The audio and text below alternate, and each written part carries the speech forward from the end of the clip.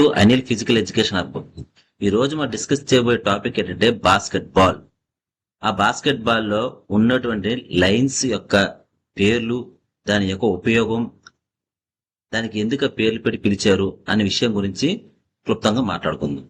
దీంట్లో మొదటగా చెప్పుకోవాల్సింది ఏంటంటే సైడ్ లైన్.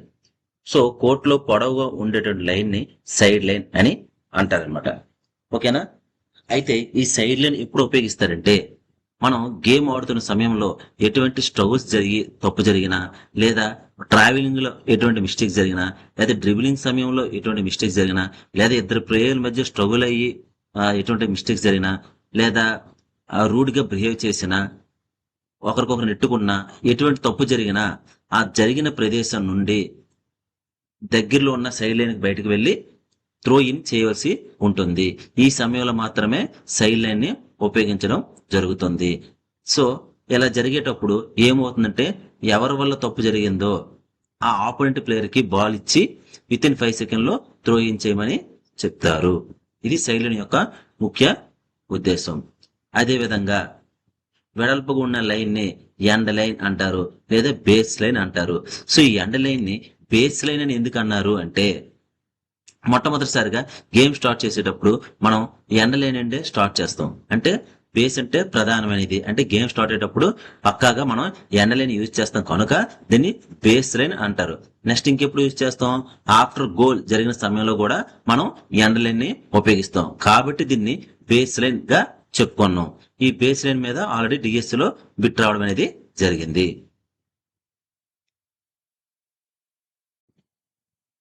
Centre line. ఈ సెంటర్ లైన్ కోర్ట్ ని 2 సమభాగాలకు విభజించేదే సెంటర్ లైన్. ఇలా విభజించడం వల్ల ఏమైంది? 2 ఆఫ్ కోర్టులుగా విడిపోవడం జరిగింది. అంటే ఇదొక ఆఫ్ కోర్టు, ఇదొక ఆఫ్ కోర్టు, 2 ఆఫ్ కోర్టులుగా విడదీసేది ఏంటంటే సెంటర్ లైన్. అయితే ఈ సెంటర్ లైన్ దగ్గర ఒక రూల్ ఉందండి. ఏంటంటే బ్యాక్ కోర్ట్ వైలేషన్. ఏంటా బ్యాక్ కోర్ట్ వైలేషన్ అంటే, ఫర్ ఎగ్జాంపుల్ గా మనం రిఫరీ విజిలేసిన తర్వాత గేమ్ అనేది స్టార్ట్ చేసామండి. ఎక్కడ స్టార్ట్ చేస్తాను?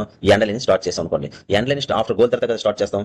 సో ఎండ్ లైన్ స్టార్ట్ చేసామండి. స్టార్ట్ చేసిన తర్వాత ఆ ప్లేయర్ అనేవాడు 5 సెకండ్స్ లో బాల్ అనేది త్రో ఇన్ చేయాలి కోర్టులకి. చేసిన తర్వాత టైమర్ అనేది స్టార్ట్ అవుతుంది. ఆ టైం స్టార్ట్ అయిన 8 సెకండ్లో, అంటే 8 సెకండ్లో ఈ ఆఫ్ కోర్ట్ ని దాటిపోలేండి. దాటిన తర్వాత మళ్ళీ ఆపోనెంట్ ప్లేయర్ కి ఎటువంటి టచ్ కాకుండా, బాల్ టచ్ కాకుండా మళ్ళీ మీరు బ్యాక్ పాస్ ఇచ్చారనుకోండి, దాన్ని బ్యాక్ కోర్ట్ వైలేషన్ అంటారు. ఒకవేళ బాస్కెట్ బాల్ మళ్ళీ బ్యాక్ పాస్ ఇవ్వాలి, ఎప్పుడు ఇవ్వాలండి?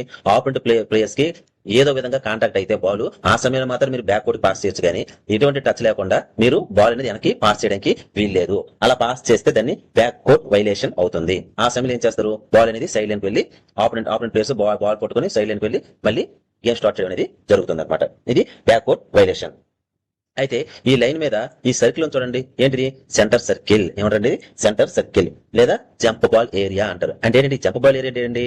ప్రతి ఒక్క గేమ్ ఒక స్కిల్ తో స్టార్ట్ అవుతుంది. సో ఈ బాస్కెట్ గేమ్ అనేది జంప్ బాల్ తో గేమ్ స్టార్ట్ చేయడం అనేది జరుగుతుంది. ఈ జంప్ బాల్ సిచ్యువేషన్ లో జరిగే సిచ్యువేషన్స్ ఏంటంటే, ఈ జంప్ బాల్ లోని ఇది ఏ టీం అనుకోండి, ఇది బి టీం అనుకోండి. ఏ టీం ప్లేయర్ అన్నారు ఇక్కడ స్టాండ్ అవుతారు, బి టీం ప్లేయర్ అన్నారు ఇక్కడ స్టాండింగ్ అవుతారు. వీరిద్దరు యొక్క ఫేసింగ్ ఎలా ఉంటుందంటే, తన ఆపోజిట్ కోర్ట్ కి ఫేసింగ్ అనేది ఉంటుంది. వీరిద్దరి మధ్యలో రిఫరీ అనేవారు ఉండి బాల్ అనేది స్కై చేస్తారు. స్కై చేసిన తర్వాత పూర్తిగా ఒక పాయింట్ కి వెళ్లి తిరిగి రివర్స్ అవుతుంది చూడండి బాల్. ఆ సమయంలో మాత్రమే వీళ్ళ బాల్ ని తీసుకోవడానికి ప్రయత్నించాలి.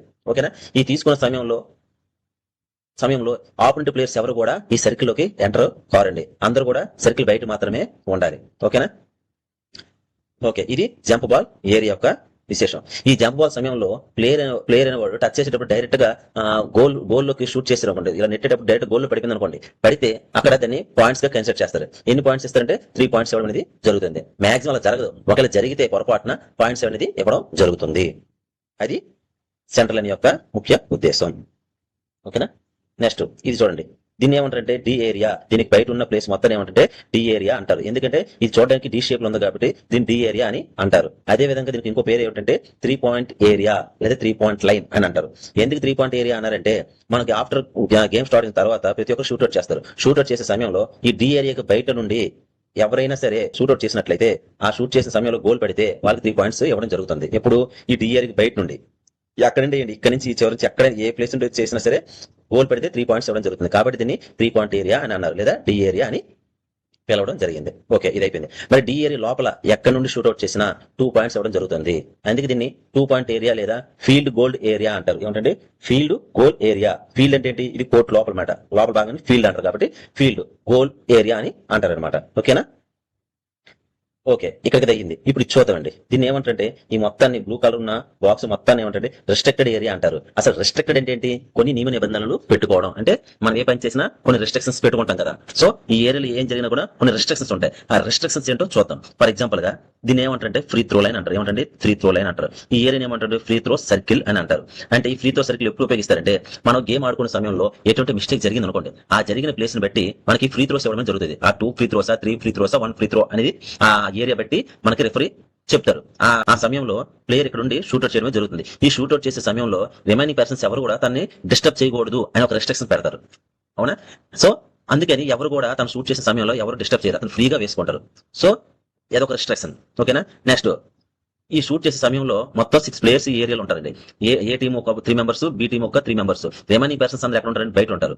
సో ఈ సమయంలో షూట్ చేసే సమయంలో రిమైనింగ్ ప్లేయర్స్ ఎవరు డిఏలోకి రాకూడదు అనే రెస్ట్రిక్షన్స్ పెడతారు. కాబట్టి అదొక రెస్ట్రిక్షన్. నెక్స్ట్, మీరు ఈ పర్సన్ షూట్అవుట్ చేసేటప్పుడు బాల్ అనేది రింగ్ కి తగిలినంత వరకు మీరు ఇక్కడ నిలబడిన ప్లేయర్ ఎవరు కూడా లోపలికి రాకూడదు అని ఒక రెస్ట్రిక్షన్స్. అర్థమైందా? నెక్స్ట్, సో ఇన్ని రకాల రెస్ట్రిక్షన్స్ అనేవి ఉంటాయండి. అందుకే దీన్ని రెస్ట్రిక్షన్స్ ఏరియా అంటే ఏరియాలో ఉన్న ప్రతి ఏ షూట్అవుట్ చేసినా, ఏ సిచ్యువేషన్ చేసినా ఇందులో కొన్ని రెస్ట్రిక్షన్స్ ఉంటాయి కాబట్టి దీన్ని రెస్ట్రిక్షన్ ఏరియా అని పిలవడం జరిగింది. ఓకేనా? నెక్స్ట్, ఇది చూడండి. No charge semi circle area అంటారు.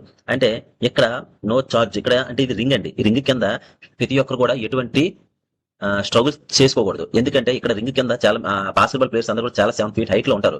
హైట్ ఉండేటప్పుడు ఏమవుతుందంటే వాళ్ళు జంపింగ్ సమయంలో వాళ్ళకి తలకి ఆ రింగ్ తగలడం జరుగుతుంది. సో అందుకని ఈ ఏరియాలో కూడా ఎటువంటి స్ట్రగుల్ జరగకూడదు. నో చార్జ్, ఎటువంటి ఛార్జ్ లేకుండా ఉండాలి, ఎటువంటి ఛార్జ్ చేయకూడదు, రెస్ట్రిక్షన్స్ పెడతారు.